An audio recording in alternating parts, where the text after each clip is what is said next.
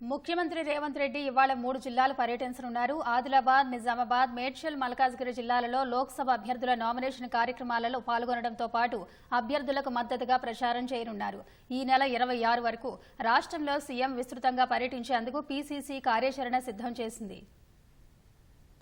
రాష్ట్రంలో కాంగ్రెస్ అభ్యర్థులు నామినేషన్లు వేసే కార్యక్రమం శరవేగంగా కొనసాగుతోంది. ఇప్పటికీ అభ్యర్థుల ఎంపిక పూర్తి చేయకుండా పెండింగ్ ఉంచిన ఖమ్మం, కరీంనగర్, హైదరాబాద్ మినహా మిగిలిన 14 లోక్సభ స్థానాల్లో అభ్యర్థుల నామినేషన్ల కార్యక్రమం కొనసాగుతోంది. ప్రతి నామినేషన్ కార్యక్రమానికి సీఎం రేవంత్ రెడ్డి హాజరు కావాల్సి ఉండడంతో ఒక్కొక్కరు ఒక్కో రోజు వేస్తున్నారు. ఒకరిద్దరి నామినేషన్ కార్యక్రమాలకు హాజరు కాలేకపోతే కార్నర్ మీటింగులకు సీఎం హాజరవుతున్నారు. ముఖ్యమంత్రి రేవంత్ రెడ్డి చరిష్మా తెలంగాణలోనే కాకుండా ఇతర రాష్ట్రాల పీసీసీలు కూడా వాడుకునేందుకు చొరవ చూపుతున్నారు. ఇప్పటికే కేరళ, తమిళనాడు, కర్ణాటక, ఆంధ్రప్రదేశ్లలో ప్రచార కార్యక్రమాల్లో పాల్గొన్నారు.